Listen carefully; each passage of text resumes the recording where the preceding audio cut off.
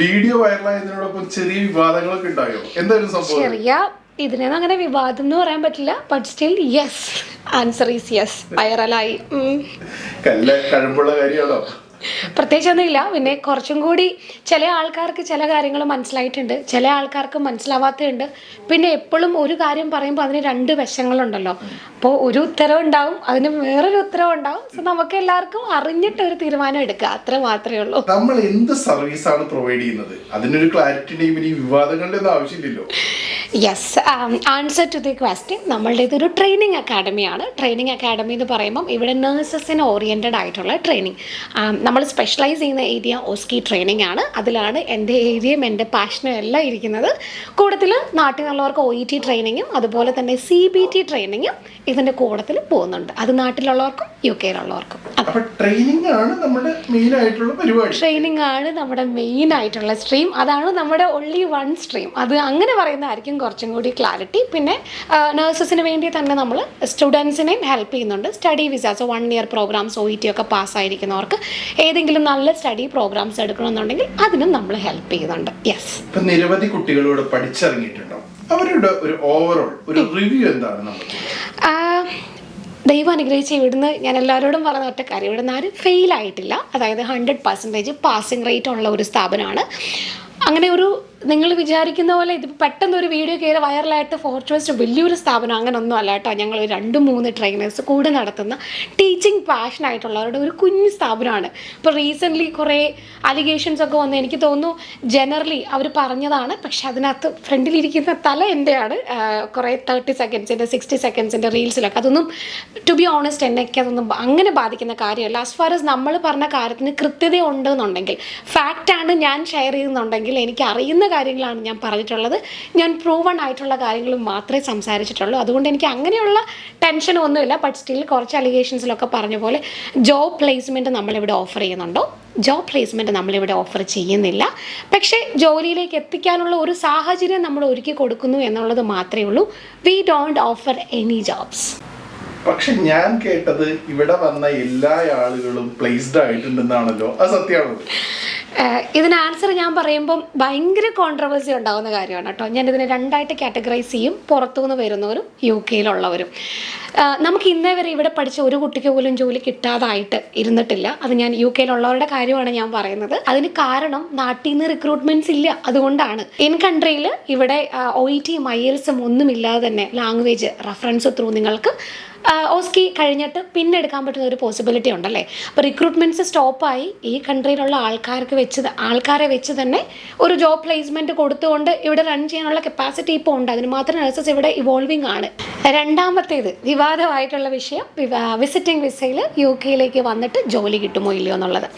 അതിന് നമ്മുടെ first batch വന്നതിൽ 6 പേരോളം ഇപ്പോൾ പ്ലേസ്ഡ് ആയിട്ടുണ്ട്. ഓക്കെ, 6 പേരോളം പ്ലേസ്ഡ് ആയി എന്ന് പറയുമ്പോൾ ഒരാളെങ്കിൽ ഒരാൾ പ്ലേസ്ഡ് ആയി. അപ്പോൾ ഇതിന് ലീഗലി ഒരു ജോലി കിട്ടുന്നതിന് പ്രശ്നങ്ങളൊന്നുമില്ല എന്നുള്ളത് മാത്രമേ ഞാൻ അതിലൂടെ പറയാൻ ആഗ്രഹിച്ചിട്ടുള്ളൂ. ഈ 6 പേർക്ക് ജോലി കിട്ടിയത് ഒരുപാട് കഷ്ടപ്പെട്ടിട്ടാണ്. അതിന് ഞങ്ങൾ പ്രോപ്പറായിട്ട് ഇൻ്റർവ്യൂ ട്രെയിനിങ്, ഒരു ജോബ് ആപ്ലിക്കേഷൻ കൊടുക്കേണ്ട രീതി, ഇൻ്റർവ്യൂ ട്രെയിനിങ്, ഇങ്ങനെ കുറേ കാര്യങ്ങളിലൂടെ പോയിട്ടാണ് ഈ കുട്ടികളും പ്ലേസ്ഡ് ആയിട്ടുള്ളത്. ഇനി ഇതൊരു ട്രെൻഡിങ് ആയി ഒരു 10,000 20,000 ആൾക്കാർ വരുമ്പോൾ ഇത് പ്ലേസ്ഡ് ആകുമെന്നുള്ള അഷ്വറൻസും അല്ല.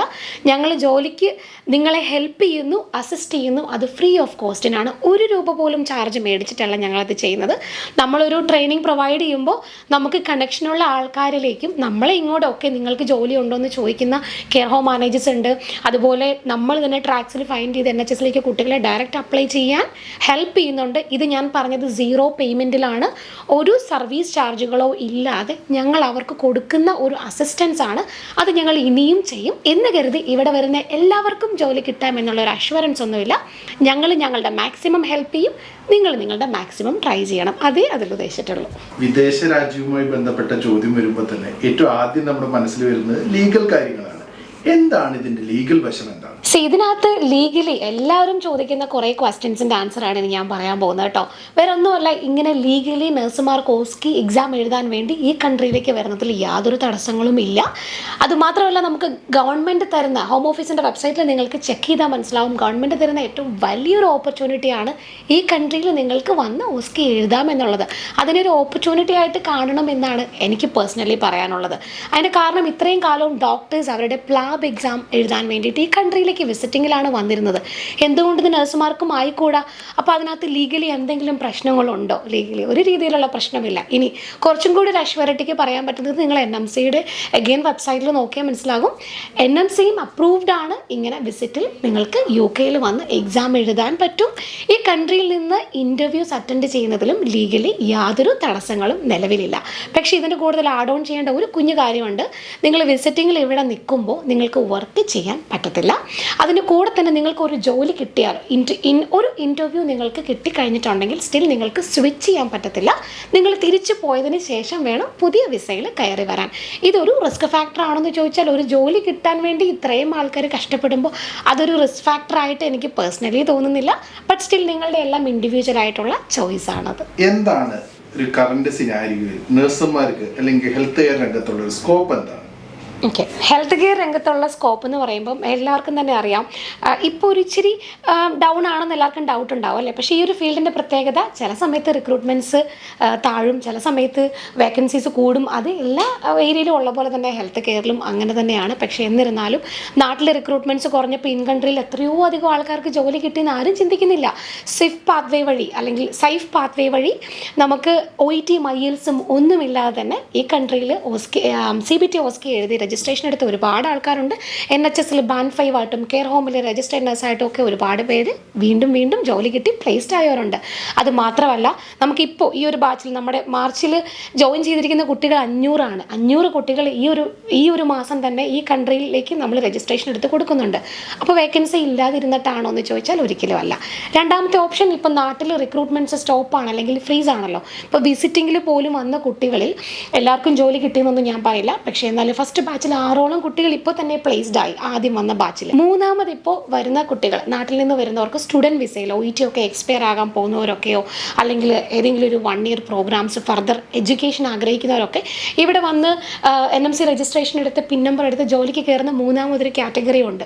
അപ്പോൾ സ്കോപ്പ് ഉണ്ടോ എന്ന് ചോദിച്ചിട്ടുണ്ടെങ്കിൽ scope will be always there എന്നാണ് എനിക്ക് പേഴ്സണലി ഫീൽ ചെയ്തിട്ടുള്ള കാര്യം. അതിൻ്റെ ഇതെൻ്റെ പേഴ്സണൽ ഒപ്പീനിയനാണ്. എന്നിരുന്നാലും ഈ ഒരു സമയത്ത് ഒരു ഇച്ചിരി സ്ട്രഗിൾ ഉണ്ട്. അതുകൊണ്ടാണ് ഈ റിസ്കുകളൊക്കെ എടുത്ത് ഈ കുട്ടികളൊക്കെ വന്നൊന്ന് ട്രൈ ചെയ്ത് നോക്കുന്നത്. വിവാദങ്ങൾക്ക് എന്താണ് മറുപടി? എനിക്ക് തോന്നുന്നു ആ ക്വസ്റ്റ്യൻ അങ്ങോട്ടേക്കാണ് പോകുന്നതെന്ന്. വിവാദങ്ങൾക്കുള്ള മറുപടി എന്ന് പറഞ്ഞാൽ, വലിയ വിവാദങ്ങളുടെ ക്വസ്റ്റ്യൻസ് ചോദിച്ചതിനൊക്കെ നമ്മൾ ക്ലാരിറ്റി കൊടുത്തു കഴിഞ്ഞു. ഒന്നാമത്തേത്, ലീഗലി ഇത് പോസിബിൾ ആണോ എന്നാണ്. യെസ്, ഇത് പോസിബിൾ ആണ്. രണ്ടാമത്, നമ്മളോട് ചോദിച്ച കാര്യം നിങ്ങൾ ജോലി കൊടുക്കുന്നുണ്ടോ എന്നുള്ളതായിരുന്നു. ഞങ്ങൾ ജോലി കൊടുക്കുന്നില്ല എന്നുള്ളതും. പക്ഷേ ഈ ജോലിക്ക് ആവശ്യമായിട്ടുള്ള എല്ലാവിധ സപ്പോർട്ടും, ഇൻ ദ സെൻസ് ഒരു ഇൻ്റർവ്യൂ എങ്ങനെ പ്രിപ്പയർ ചെയ്യാം, ഒരു ജോലിക്ക് എങ്ങനെ അപ്ലൈ ചെയ്യാമെന്നുള്ള പൂർണ്ണമായിട്ടുള്ള നമ്മുടെ ഭാഗത്തു നിന്നുള്ള സപ്പോർട്ട് മാത്രമാണ് നമ്മൾ ഓഫർ ചെയ്തത്. പക്ഷേ ഇൻ ഫ്യൂച്ചറിൽ ഞങ്ങൾ ഒരുപാട് എക്സ്പ്ലോർ ചെയ്യുന്ന ഏരിയ ആണ്. എന്തെങ്കിലും ഓപ്പർച്യൂണിറ്റീസ് ഉണ്ടായാൽ definitely will be reaching out to you. മൂന്നാമതുള്ള കാര്യം, നമ്മൾ എന്താണ് ചെയ്യുന്നുള്ളതാണ് നമ്മൾ കൊടുക്കുന്നത്. പ്യുവർലി ട്രെയിനിങ് ആണ്. ട്രെയിനിങ് എന്ന് പറയുമ്പോൾ എൻ്റെ ഏരിയ ട്രെയിനിങ് ആണ്. ഞാൻ പറഞ്ഞു, നമ്മളൊരു വലിയ ഫോം ഒന്നുമല്ല. എനിക്ക് നിങ്ങളുടെ അടുത്ത് അഷ്വർ ചെയ്യാൻ പറ്റുന്നത്, ഇവിടെ വന്ന് പഠിച്ചിട്ടുണ്ടെങ്കിൽ പാസ്സാവുന്നുള്ള ഒരു ഉറപ്പാണ്. ഈ പറഞ്ഞ് ആർക്ക് വേണമെങ്കിലും ഒരു കാൻഡിഡേറ്റ് എങ്കിലും ഓക്കെ ഇവിടെ പഠിച്ചു, ഇവിടുത്തെ ട്രെയിനിങ് കൊള്ളത്തില്ല, ഇവിടെ പഠിച്ചിട്ട് പാസ്സായില്ല എന്ന് പറഞ്ഞ് വരട്ടെ, അപ്പോൾ ഞാൻ കാണാം. എൻ്റെ ഏരിയ അതാണ്. ഞാൻ പറയുന്നതിൽ ഞാൻ വളരെയധികം കോൺഫിഡൻറ്റുമാണ്. വിവാദങ്ങൾക്കെല്ലാം വിടാം. അടുത്ത വീഡിയോ കാണാം. ബൈ.